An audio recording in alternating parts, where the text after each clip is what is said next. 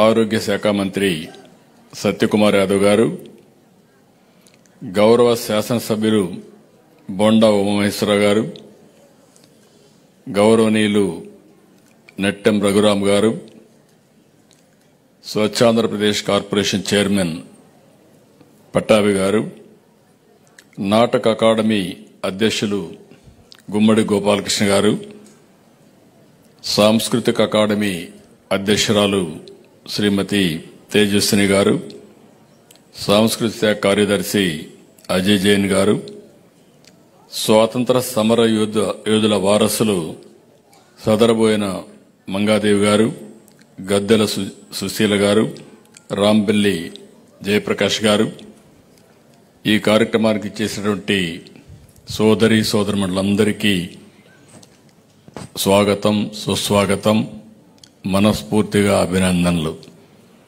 ఈరోజు మనందరం కూడా ఒక మంచి కార్యక్రమానికి ఇక్కడ సమావేశమయ్యాం.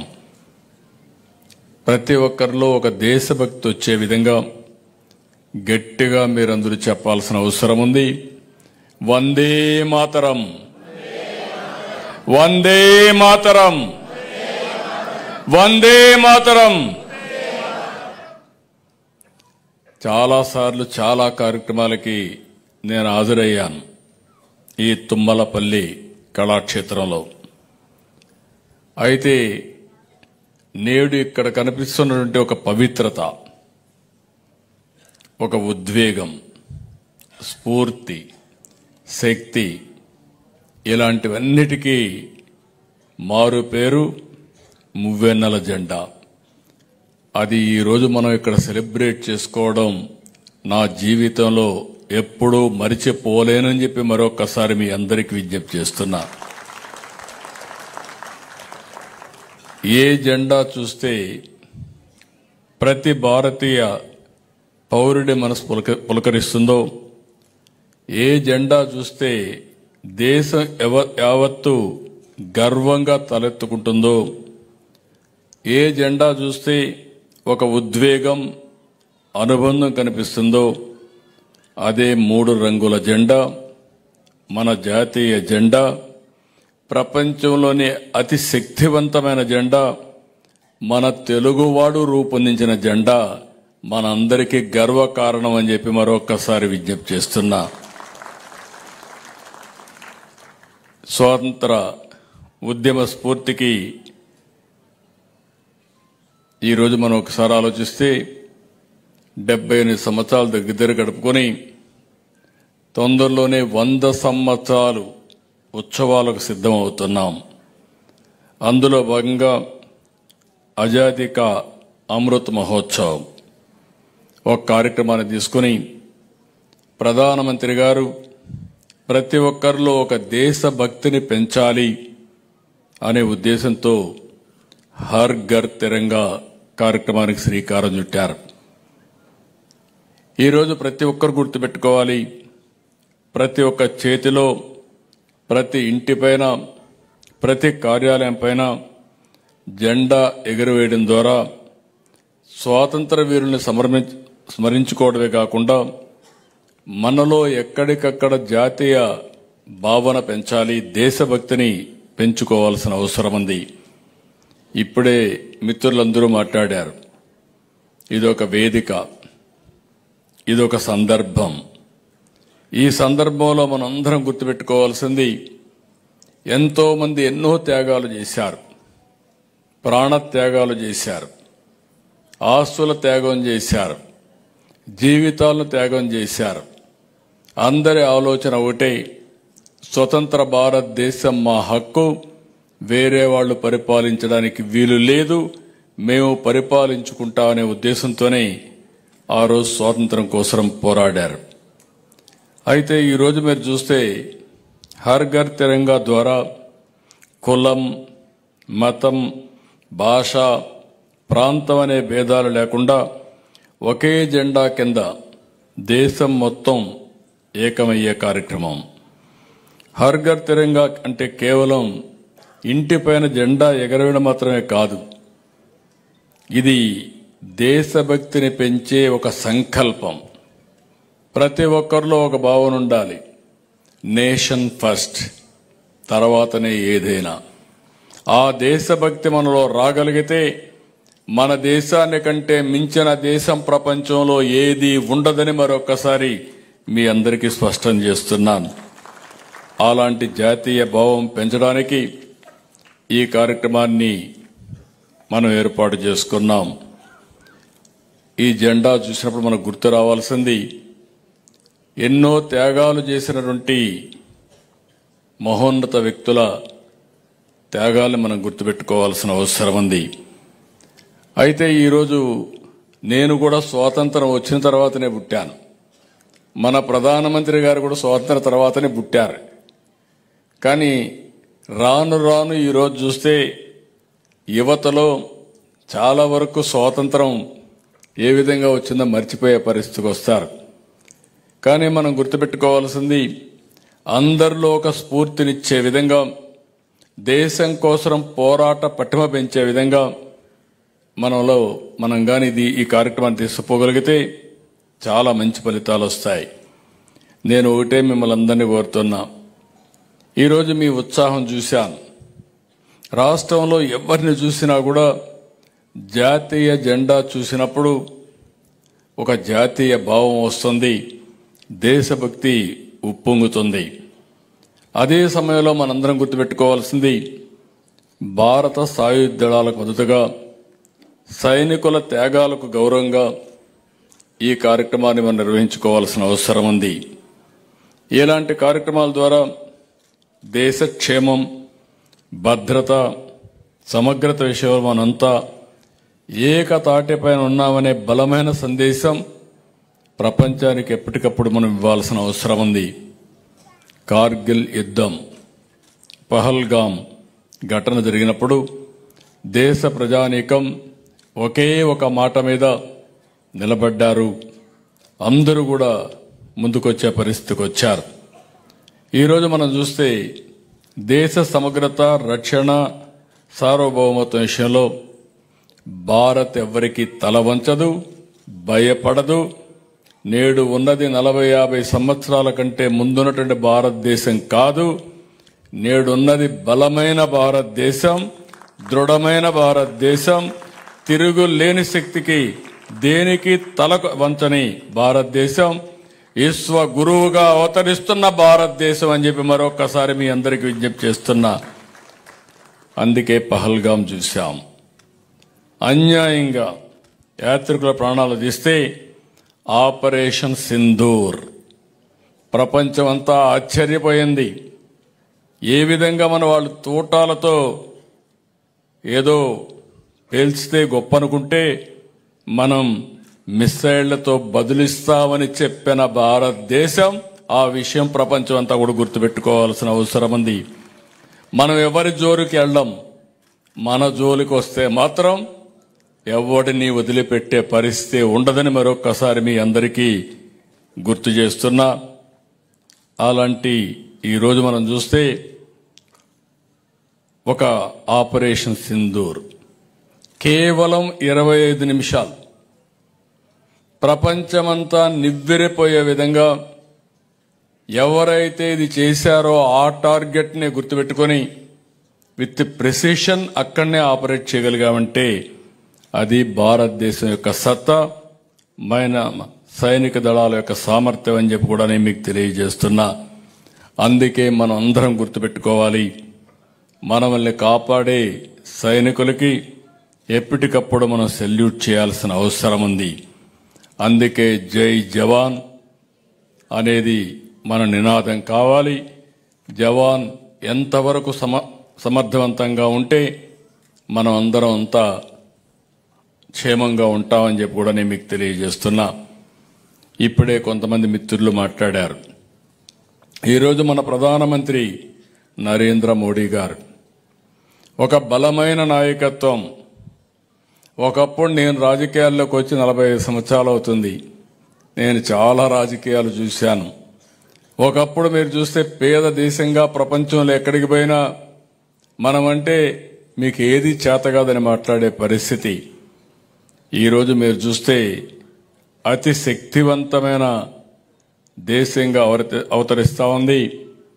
11 సంవత్సరాలు నరేంద్ర మోడీ గారి నాయకత్వంలో 11వ స్థానంలో ఉన్న ఆర్థిక వ్యవస్థ 4వ స్థానానికి వచ్చింది. 28కి 3వ స్థానానికి వస్తుంది. నిన్నే అమెరికా అధ్యక్షుడు మాట్లాడాడు, మంది డెడ్ ఎకానమీ అని. కాదు, ప్రపంచంలోనే వేగంగా దూసుకుపోతున్న ఏకైక ఆర్థిక వ్యవస్థ భారతదేశం. ఎవ్వరు దీని పోటీ పడలేరు. ఎవరెవరివి డెడ్ ఎకానమీలో భవిష్యత్తే తేలుస్తుందని చెప్పి కూడా నేను మీకు తెలియజేస్తున్నా. మనకు కొన్ని అడ్వాంటేజెస్ ఉన్నాయి. నేను పదే చెప్తున్నాను. సరైన సమయంలో ఆర్థిక సంస్కరణలు వచ్చాయి. 1991లో ఆర్థిక సంస్కరణలు వచ్చాయి. ఈరోజు గర్వంగా పింగళ వెంకయ్య గారు జాతీయ జెండా రూపకల్పన చేశారని గర్వంగా చెప్పగలుగుతున్నాం. అలాంటిదే ఈరోజు చూస్తే 91లో ఆర్థిక సంస్కరణలు ప్రవేశపెట్టిన వ్యక్తి తెలుగు బిడ్డ పివి నరసింహరావు గారు అని చెప్పి నేను మీకు తెలియజేస్తున్నా. వారు తీసుకున్న నిర్ణయం ఈ దేశం యొక్క దిశ మార్చే పరిస్థితి వచ్చింది. 1995లో మనకు ఇన్ఫర్మేషన్ టెక్నాలజీ రెవల్యూషన్ వచ్చింది. భారతదేశం ఫస్ట్ మూవర్ అడ్వాంటేజ్ తీసుకుంటే దానికి మనం నాంది పలికాం. ఈరోజు మీరందరూ గుర్తుపెట్టుకోవాల్సింది, ఆ రోజు ఐటీ కోసం హైటెక్ సిటీ కట్టాం. ఇప్పుడు ఆర్టిఫిషియల్ ఇంటెలిజెన్స్ ని ప్రమోట్ చేయడానికి క్వాంటమ్ వ్యాలీ తీసుకొస్తున్నామని చెప్పి కూడా నేను మీకు తెలియజేస్తున్నా. అదే కాకుండా మూడోది మీరు చూస్తే డెమోగ్రఫిక్ డివిడెంట్. అన్ని దేశాలకు ఏజింగ్ ప్రాబ్లం ఉంది. ఒక్క భారతదేశానికి 2047 వరకు కూడా యంగ్స్టర్స్ ఎక్కువ ఉండే దేశం భారతదేశం. ఇది ఎవ్వరూ విస్మరించడానికి వీలు లేని విషయం అని చెప్పి కూడా నేను మీకు తెలియజేస్తున్నా. ఈ మూడే కాకుండా నేడు సరైన సమయంలో సరైన నాయకుడు సరైన స్థానంలో ఉన్నాడు. అదే నరేంద్ర మోడీ గారు అని చెప్పి కూడా నేను మీకు విజ్ఞప్తి చేస్తున్నా. ఈ 4 ఫ్యాక్టర్స్ ఉన్నప్పుడు మీరు ఒకటే గుర్తుపెట్టుకోవాల్సిన అవసరం ఉంది. ఈరోజు 3వ స్థానానికి వస్తాం. అంతేకాకుండా 2047 100 సంవత్సరాల స్వాతంత్ర దిన వేడుకలు జరుపుకునే సమయానికి మనం నెంబర్ 1 కావాలనే ఉద్దేశంతోనే వికసిత్ భారత్కి ప్రధానమంత్రి గారు శ్రీకారం చుట్టారు. భారతదేశం వికసిత్ భారతదేశంగా పోతే స్వర్ణ ఆంధ్రప్రదేశ్ కావాలని 2047కి స్వర్ణ ఆంధ్రప్రదేశ్ దిశగా భారతదేశంలో నెంబర్ 1 రాష్ట్రంగా ఆంధ్రప్రదేశ్ రాష్ట్రం కావాలని మనం ఒక సంకల్పం తయారు చేసుకున్నాం. Wealthy, healthy, happy society. సంపద ఉండాలి, ఆదాయం పెరగాలి, ఆరోగ్యంగా ఉండాలి, ఆనందంగా ఉండాలి, మెరుగైన జీవన ప్రమాణాలు అందరికి ఇవ్వాల్సిన ఉద్దేశంతో మనం ఈరోజు స్వర్ణాంధ్రప్రదేశ్కి శ్రీకారం చుట్టాం. ఈరోజు కొంతమంది కొన్ని తాత్కాలికమైన ఇబ్బందులు పెట్టచ్చు, సుంకాలు పెంచచ్చు, లేకుంటే పన్నులు వేయచ్చు. దీనివల్ల ఏదో భారతదేశ చరిత్ర ఆగిపోతుంది అనుకుంటే అది భ్రమ తప్ప ఇంకోటి కాదు. ఈరోజు కొంతమంది అంటున్నారు మన వాళ్ళకు ఉద్యోగాలు ఇవ్వద్దని. వీళ్ళు ఉద్యోగాలు ఇవ్వడం కాదు, మనం లేకపోతే ఆ దేశాలు అభివృద్ధి కాని రోజు తొందరలో వస్తుందని చెప్పి కూడా నేను మీకు తెలియజేస్తున్నా. మన సేవలు ప్రపంచానికి అవసరం. ఆ తెలివితేటలుండే వ్యక్తులం భారతదేశీయులు. ఇది తప్పకుండా అవుతుందని చెప్పి కూడా నేను మీకు తెలియజేస్తున్నా. ఈరోజు ఇంకొక పక్కన మీరు చూస్తే మోడీ గారి యొక్క విదేశాంగ విధానం ఒక అత్యున్నతమైనటువంటి పద్ధతిలో విధానంతో ముందుకు పోతున్నారు. అన్ని దేశాలతో సఖ్యంగా ఉండాలని మన ఆలోచన. అందరితో బాగుండాలి, ప్రపంచం కూడా అన్ని విధాల ఆనందంగా ఉండాలి అనే ఉద్దేశం తప్ప ఎవరితో విభేదించాలనో ఆ దేశాలని ఆక్రమించాలని మన ఉద్దేశం కాదని చెప్పి కూడా నేను మీకు తెలియజేస్తున్నా. ఈ సందర్భంగా నేను మిమ్మల్ని అందరినీ ఒకటే కోరుతున్నా, జెండా అంటే ఇది కేవలం ఒక చిహ్నమో లేకుంటే ఒక వస్త్రం అనుకుంటే చాలా పొరపాటు. ఇది దేశ గౌరవం, ఐక్యత, త్యాగం, స్వాతంత్రం యొక్క ప్రతీక. అంతేకాకుండా 143 కోట్ల యాజ్ ఆన్ టుడే, ఇది రేపు 170 కోట్లు కూడా కావచ్చు, 165 కోట్లు కావచ్చు. ఈ దేశ జనాభా యొక్క సమర్థత అని చెప్పి కూడా నేను మీ అందరికీ తెలియజేస్తున్నా. అలాంటి గొప్ప జెండాని దేశానికి అందించినటువంటి పింగళి వెంకయ్య గారిని మనం అందరం స్మరించుకుందాం, ఒకసారి గుర్తు తెచ్చుకుందాం. పింగళి వెంకయ్య ఆగస్టు 2న 1876న ఆంధ్రప్రదేశ్లోని మచిలీపట్నం సమీపంలోని బట్టపెనుమరులో జన్మించారు. దేశం ఏకం చేసేది జెండాని బలంగా నమ్మారు. ఆయన ఏ నేషనల్ ఫ్లాగ్ ఫర్ ఇండియా అనే బుక్కును కూడా రిలీజ్ చేశారు. 1921లో ఆయన విజయవాడలో గాంధీజీ వస్తే ఆ రోజు ఈ డిజైన్లన్నీ చూపించారు. ఆ క్రమంలో పలు మార్పులతో ఫైనల్గా రాజ్యాంగ సభ జాతీయ జెండాని ఆమోదించింది. అది మనందరికీ గర్వకారణం. అప్పటి నుంచి ఈరోజు మనం చూస్తూ ఉంటే దేశమంతా జెండా ఎగరేస్తే ఆ జెండాకు రూప శిల్పి మన తెలుగు బిడ్డ కావడం, ప్రతి ఒక్క ఇంటిపైన ఆ జెండా ఎగరడం, ప్రతి ఒక్కరి గుండెల్లో ఒక స్ఫూర్తినివ్వడం, ఇది మన అదృష్టంగా నేను భావిస్తున్నా. మన రాష్ట్రంలో సమరయోధులకు తక్కువేమి కాదు. 1857లో ప్రథమ స్వాతంత్ర పోరాటం జరిగిందని చరిత్ర చెబుతుంది. అంతకంటే ముందు బ్రిటిష్ దుర్మార్గ పరిపాలనపై తెలుగు నేల తిరుగుబాటు చేసిందని చరిత్రకారులు చెప్పే పరిస్థితికి వచ్చారు. స్వాతంత్ర ఉద్యమంలో బ్రిటిష్ వారిని గజగజలాడించిన అల్లూరి సీతారామరాజు తెలుగు బిడ్డ. తుపాకీ గుళ్లకి గుండెను చూపించినటువంటి మన టంగుటూరి వంటి సమరయోధుల గడ్డ ఈ ఆంధ్రప్రదేశ్ రాష్ట్రం. ఉయ్యాలవాడ నరసింహారెడ్డి, సర్దార్ గౌతల చెన్న, దుగ్గిరాల గోపాలకృష్ణయ్య వంటి స్వాతంత్ర సమర యోధులు తెలుగు గడ్డపై పుట్టడం మన అదృష్టం. వాళ్ళందరికీ నివాళులర్పిద్దాం, ఒకసారి స్మరిద్దాం, గుర్తుపెట్టుకుందాం, వాళ్ళ స్ఫూర్తిని తీసుకుందాం. దేశభక్తితో అందరం కూడా ముందుకెళ్తూ మన ధ్యేయం ఒకటే, 2047కి ప్రపంచంలో నెంబర్ 1 ఆర్థిక వ్యవస్థ ఏది అంటే దానికి చిరునామాగా భారతదేశం ఉండాలి. అందులో నెంబర్ 1 పర్ క్యాపిటా ఇన్కమ్ కు చిరునామా ఏదంటే ఆంధ్రప్రదేశ్ ఉండాలనే సంకల్పంతో ముందుకు పోదామని చెప్పి నేను మీకు తెలియజేస్తున్నా. అందుకే అందరూ కూడా గట్టిగా భారత మాతాకి జై చెప్పాలి. జై భారత మాతాకి, జై భారత మాతాకి, జై భారత మాతాకి. Thank you. అందరికీ నమస్కారం. ఈ జెండా ప్రతి ఒక్క ఇంటి మీద ఎగరాలి, ప్రతి ఒక్క ఆఫీసు మీద ఎగరాలి, ప్రతి ఒక్కరి చేతల్లో కూడా ఎప్పటికప్పుడు రెపరెపలాడించే పరిస్థితి రావాలి. దాన్ని చూసినప్పుడంతా త్యాగధనుల్ని గుర్తుపెట్టుకుని మనం కూడా జాతి కోసం పునరంకితం కావాలని మరొక్కసారి విజ్ఞప్తి చేస్తూ అందరికీ నమస్కారాలు. జై హింద్.